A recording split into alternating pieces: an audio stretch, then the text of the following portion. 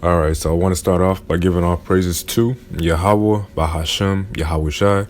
Yahweh, that's the name of who today many call God, or they just say Lord. But we know that's his, Yahweh is his actual real name in the Hebrew. And Bahashem, that is how you would say in the name of Yahweh Shai. That's the name of who today many would just commonly refer to as Christ, or they would even say Jesus. But his real name in the ancient Hebrew, it's Yahweh Shai. So that's the Father and the Son in the Paleo Hebrew, which is the ancient Hebrew, known as the Lashon Kodash, the Holy Tongue. And I do want to say Shalom, which means peace, to the 12 tribes of Israel, who be today you Negro, Latinos, and you Native Americans, so-called. All right, you guys are the true biblical Israelites of the Bible. And much respect again to you men who teach the word in truth and sincerity. You breaking down the scriptures of the Heavenly Father, so that the elect of the nation of Israel can get this understanding, in the last days. And what I want to touch on today through the Spirit is going into birthdays, right? Your birthday, which is a day in this society and across the world, really. It's a day that's kept in high regards, right? It's a day where people celebrate the day that they came out of their mother's womb, all right? And it's celebrated as a very joyous day. A new soul was brought into the world or whatnot. But, really according to the scriptures, that was never really a custom in the first place that we kept. You see, that's really a heathenistic custom. You don't find anywhere in the scriptures where we were keeping a birthday. But even, really even more than that, your birthday is really your curse day. All right. That's what it comes down to. The day that you were born, the born on this earth, is the days when your troubles started. You came from perfect peace down here, and now you live in a life that's full of just straight travail and straight sorrow. A lot of people, they'll do a lot of things in ignorance, like keep their birthday, but they don't really truly understand, what it goes into. And really, to be honest, I want to just read this right quick. Right, this is the book of Ecclesiasticus, the 40th chapter and the first verse. It says, "Great travail is created for every man, and an heavy yoke upon the sons of Adam, from the day that they go out of their mother's womb till the day they return to the mother of all things." So it says that great travail is created for every man, all right, and a heavy yoke on the sons of Adam, which is just talking about just people in general. It says from the day they come out their mother's womb. So from the day that you come out and the day to the day you die, you're going to be going through straight travail, all right? Or really more travail than really rewarding times, actually. You see, you're going to be actually going through grief, sorrow, all right? Vexation of spirit, all right? You're going to have to go through, a lot of trials and tribulations and struggles from your youth up until you return down to the grave. By the time you end up going down to the grave, if you live a full life, that is, you're fully grayed out, you're fully white, because the life it will take a toll on you.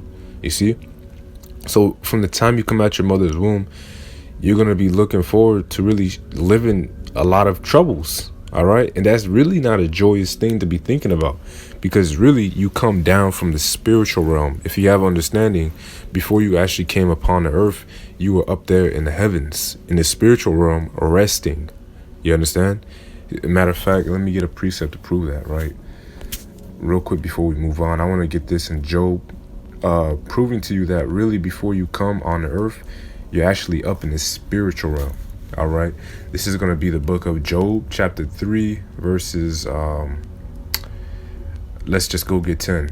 "Why died I not in my mother's womb? Why did I not give up the ghost when I came out of the belly?" So Job is complaining about the trials and tribulation that he was catching, all the hell that he was catching. And he was like, why didn't I not just die in my mother's womb if I was going to be going through all this? You see? Verse 12. "Why did the knees prevent me, or why did the breast that I should suck? For now I had lain still and been quiet. I should have slept, and then I have been at rest."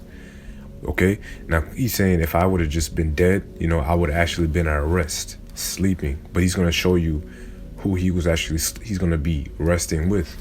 Okay, with kings and counselors of the earth, which which build desolate places for themselves, or with princes that had gold, who filled their house with silver, or an untimely birth which had not been, and an infant which never saw light.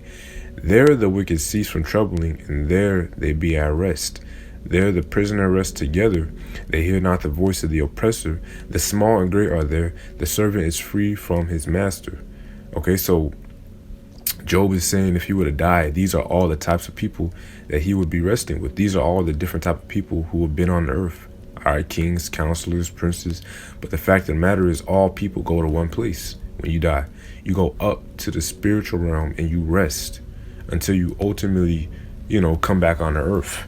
You see? So that's the point. You come down from that perfect place, that perfect peace, and you're sent down on this earth to live out your judgment. Okay? And Job understood this. Matter of fact, let me get that right quick. Just a quick scripture before we really jump in the lesson. Gotta, bring out these foundational points, though. I believe it would actually be like 14 and 35. Yeah, I think it's going to be 14:35. It says, for after death, right? So he's saying after we die, shall the judgment come. So you get judged for what you did in your body, according to the life that you lived. When we shall live again, and then the names of the righteous shall be manifest, and the works of the ungodly shall be declared. So the fact of the matter is, there's a thing called regeneration, and it's really, to be honest, you're going to live a cycle. Your life is like a cycle. You you live on this earth, you die, you go up to the spiritual realm to rest, but you get your judgment up there, and then you come down on the earth to live it out. Okay, you live out your judgment when you come out your mother's womb is when your judgment starts. That's why you go back to the book of Ecclesiastes 40 and 1. It says great travail is created for every man. So that's the point. You go up and the Most High creates your judgment, okay, according to what you did, and you come out on the earth to just live that out. You see what I'm saying?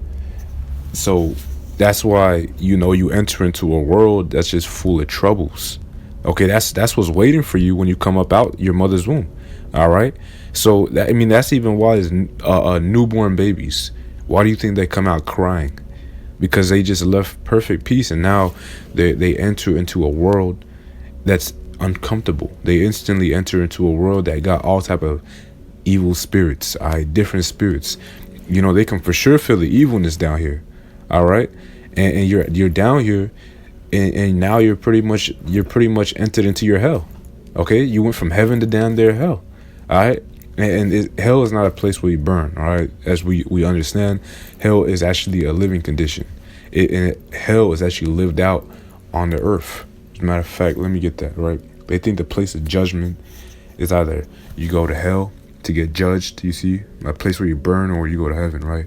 Well, this is what King Solomon said the judgment place was, right? This is Ecclesiastes 3 and 15. It says, 16. It says, moreover, I saw under the sun the place of judgment, that wickedness was there, and the place of the righteous, and that iniquity was there. So Solomon said that he saw under the sun, which is what? Earth.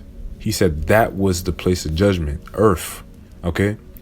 And the wickedness was there, righteousness was there, and iniquity was there.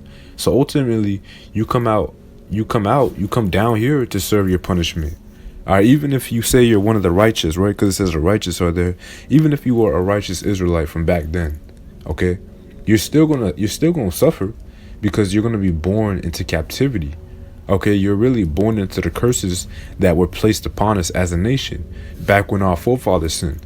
All right, and they was going off, and we're actually paying for what our forefathers did, because really, to be honest, you are your forefathers. You see, that's the whole point of reincarnation, regeneration. You reap what you sow, right? So, the point, I'm not trying to get off topic here. I might as well prove these points. But the point is, coming on this earth is not a joyous occasion. It's not something to be all celebrating, because you're coming down to live out your judgment is really what's going on. This is Sirach chapter 41 and 7. It says, they shall complain of an ungodly father, because they shall be reproached for his sake.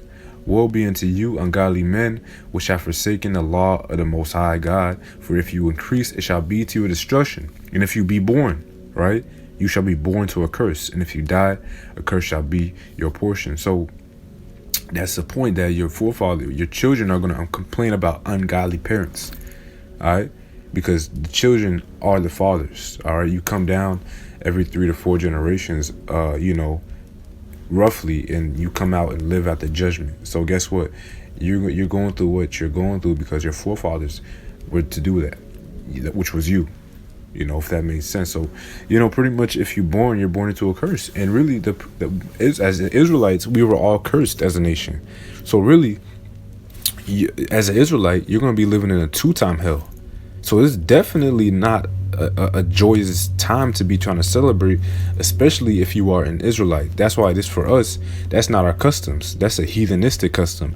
The other nations can do that, but for us, nah, we do not. We don't even partake in some of that type of stuff, man. You see, and I want to get this in the book of Job. You see, that's really, birthdays are for people who are void of understanding. You see what I'm saying? They can do that, but as you get more understanding, it comes with more responsibility. This is Job 3:1. After this opened Job his mouth and cursed his day, and spake and said, let the day perish wherein I was born, and the night in which it was said, there was a man-child conceived. Let the day be darkness. Let God not regard it from above, neither let the light shine upon it. So Job was like, man, curse my day, man. Everybody talking about that happy birthday. That's supposedly your big day, right? Well, Job said, curse that, man. Because he understood, like, man, that night, that day I came on earth was the day I left perfect peace. All right. And now my troubles done started, right? My great travail. Because ultimately, like I said, everything from your youth up, it's trouble. It's troublesome, man. You're going to have to deal with the weakness of the flesh. All right. You're no longer just a straight spirit. Now you're placed into a fleshly, weak body. And as you get older, it gets harder. It gets more stressful. It gets more troublesome. This body is subject to sin. Your body starts to actually break down. You see, you're subject to certain type of infirmities. People develop insecurities, weakness, fear, doubt. You get ill. Okay, your flesh can irritate you if you got problems and stuff like that. You know what I'm saying? You got these different type of people come out retarded. Some people can come out with deformities and things like that. And I mean, to be honest, some people just have to deal with demons getting in their head because our flesh is subject to these type of things. People get depressed. All right, depression can come through. Okay, some people get to the point to where they want to commit suicide. All right, and you really have to deal with a lot of pain and suffering and really trials and tribulations when you come into this earth from your youth up. You see, and by the time you get damn near 60 years old, man, your head is fully hoary. Okay, it's all white. Your life is just gonna be full of just a lot of trials, a lot of tribulations. Then you would get rewards. Okay, obviously you're gonna have good days, but you're gonna really have more hard days and more struggles and more trials than you're gonna really have those rewarding days. You see, and that's just really facts. You understand? So really, Job was just all like, man, this day is this day I was born. Hey, man, forget that day, man. All right, that's the day. All right, when I entered into hell. You see, I entered into judgment. You see, let me get this right quick. All right, 2nd Ezra, chapter 7, verse 57. All right, let me see right quick. Then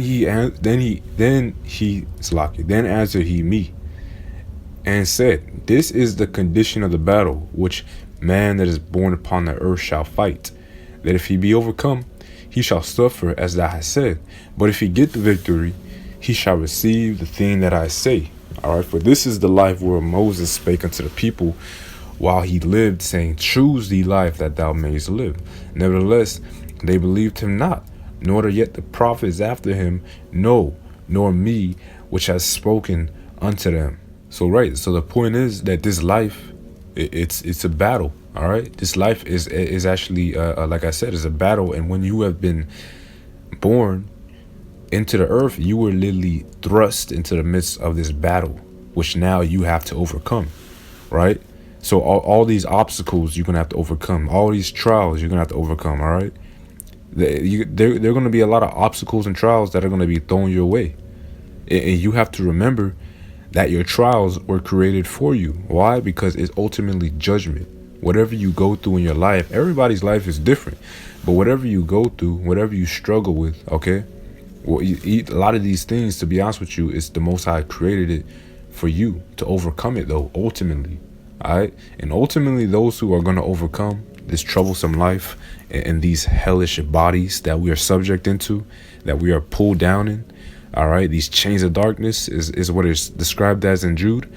All those who are going to overcome are only those who come back to the truth and the knowledge of the Most High Yahweh. Okay? Those are the only people who are going to actually be able to overcome this thing, man. Right? It's almost just like that movie, The Matrix. All right? You know, if you ever watched that movie, Matrix, you had this man, Neo, who was a main character. All right? Before he actually took that red pill, which if you're not hip to that movie, well, you had the red pill and the blue pill. The red pill represented, all right, if he were to take it, he were to actually wake up to the realization of the truth. He was going to actually wake up to find out, you know, everything that he was wanting to know, because he was searching for truth. He was searching for like a lot of different things, and the red pill that he would have taken would have showed him the truth about everything. But the blue pill, which was offered to him, would have just kept him asleep. The blue pill was just if you came across the knowledge that there was some type of difference in the world, and he took that blue pill, he would have just went straight back to sleep. He wouldn't even have realized that anything was wrong, right? So guess what, man? That's ultimately what you come across as the elect. The Most High God has given you, all right, the blue pill and the red pill. That's why it says, for this is the life where Moses spake unto the people which live, saying, choose the life that thou mayest live. So you got to choose that red pill, man. Or you got to wake the hell up. All right? That's what you got. You got to come back to Yahweh B'Hashem Yahushua. And most people will not wake up, man. Most people are going to stay in that docile state. They're going to stay in this whole, you know, and really, to be honest, they're going to live their life. They're just gonna live their life and do what they want to do and not believe. If you go here right quick in the book of Second Esdras, see, you know, you gotta figure out life is not about you at the end of the day. All right, that's really the truth about matters. Let's get this Second Esdras chapter 14 verse 35.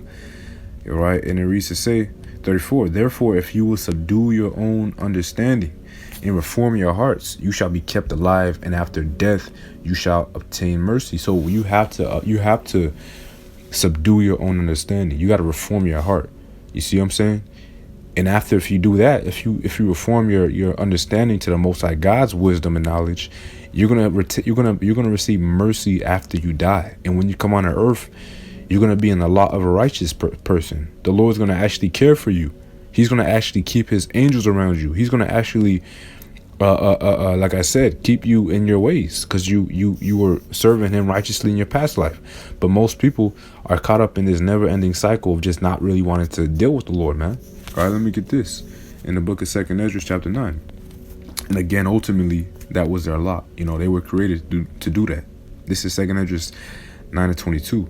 It says, "Let the multitude perish which were born in vain, and let my grape be kept, and my plant for with great labor have I made it perfect." So the Lord is saying, you know, the harsh truth is that the multitudes were just born in vain. All right, they will not overcome, man. They were placed on the earth. They were set into this life full of trials and tribulations, but they refuse the knowledge of the Lord. All right, so they're not going to overcome because they're going to stay asleep. Their eyes will not be opened up. And I like to go back to the example I made with the Matrix. Okay, Neo, he was actually chosen by a man named Morpheus.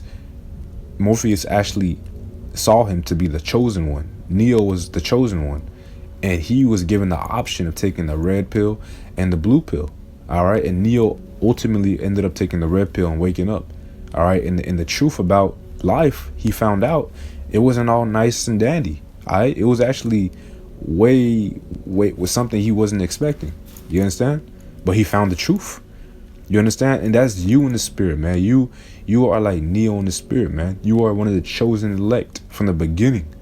And the Lord's gonna wake you up, and you're gonna take that red pill, and you're gonna come out to a knowledge of this truth. That many of these people on the earth are not gonna ever wake up. Watch the movie, man. It shows you when he woke up, everybody else was just sleep. You know what I'm saying? They was just sleep, and they was never gonna come up out that sleep, man. They were gonna continually live their lives and believe whatever life they were living was real when it was never real. It was just an illusion. All right. So that's the fact of the matter. And again, man, if you haven't watched that movie, watch that movie, man. All right, that's talking about the elect. But either way, I want to get this precept again right quick, going back to the book of Ecclesiastes. All right, this is the book of Ecclesiastes. Let me see right quick. All right, Ecclesiastes chapter 1, and I want to go ahead and get 18 again. All right, it says, "For much wisdom is much grief, and he that increaseth knowledge increaseth sorrows." See, so that's the point, man. You understand? If you increase in this wisdom and this knowledge, you're gonna automatically increase sorrows, because the truth is not always supposed to be sweet. The truth is not just all sweet, man. It's really bittersweet.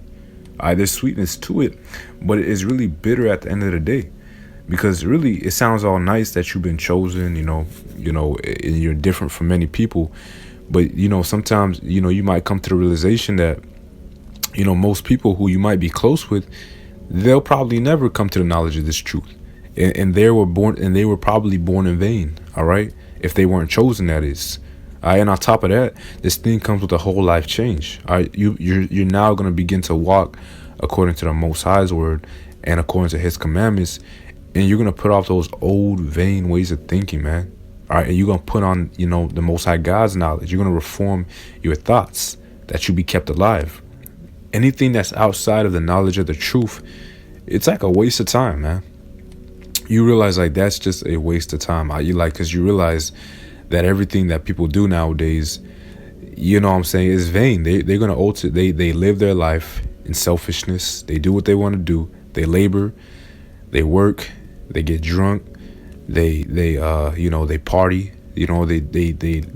They work out their own lives, and they don't really think about the Lord. And that type of lifestyle is not getting you nowhere. It's just going to be full of labor, and more times than not, just really, to be honest, sorrow and travail. And you realize like, okay, all that's a waste of time. I'm not trying to build up my riches on this earth, which, whatever you're engulfed in, if you're not really in this truth, or before you came into this truth, whatever you was doing was straight folly and madness. It don't matter what the hell it was, man. Okay, you could have been going to school. That's still folly and madness. You could have been you could have been your life could have been full of, partying and doing whatever you wanted to do. Okay, selling drugs. You liked cars, and you was trying to pretty much pursue all your aspirations and your goals. That's folly, man. Madness. Because at the end of the day, you're going to think what you're doing is good, but at the end of the day, like I already said, you're just going to end up dying. All right, you're going to get old. You're going to go up to the heavens, get judged, and you're going to be coming back down on the earth 3-4 generations, and you're just going to be doing the same exact thing. You're just going to be even more jacked up this time because you didn't come back to the Yahweh in your past life.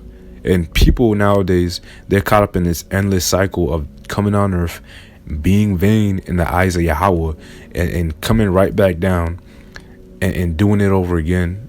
And they're caught in this completely endless cycle, you see? So at the end of the day, the Most High is not worried about those who are just completely void of understanding. Yahweh Ba'ashem Yahushai, He's actually looking at those who give their mind to know wisdom. All right, you want to put your labor toward wisdom. You want your labor to be in the Most High's knowledge and building up your spiritual riches. Because when you get judged, you're not going to be like other people who are gonna ultimately be reserved for judgment. All right, to the last days. Okay, because a lot of people right now, they're caught in an endless cycle of just not knowing the Lord. But you have this different understanding, this different mind, and really anything outside of this truth, to you, it's really vanity. you kind of like, I'm not trying to do all the extra stuff.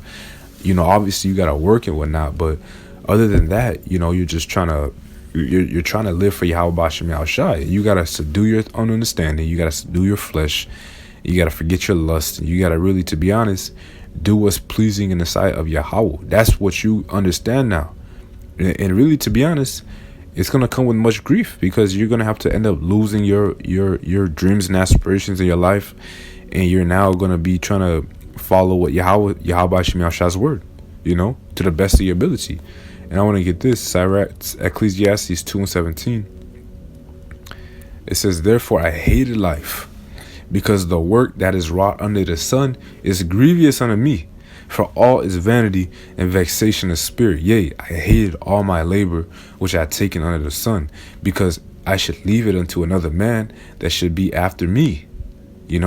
So Solomon truly understood, man. He truly understood this. He had the mindset of obviously one of the elect who are going to understand this, that this life is not to be lived to fulfill your lust. And he says, I hated it now, He says he hated the regular way of living, because he understood it leads to nothing, but ultimately you'll die. You're going to be forgotten. You're going to leave everything that you work for to who knows who. And then after that, if that's the type of life you live, you're gonna pretty much come on earth, and you're gonna get judged again, and then you're gonna be even caught up in a worse life for the next one, and it's just gonna be an endless cycle of nothing. So therefore, he said he hated just the regular way of life. He hated just the regular person's thought process. It was vain. It was full of just nothing. You see, and whosoever, and it's like, I'm gonna keep reading on though. It says, "And who knoweth whether he shall be wise man or a fool?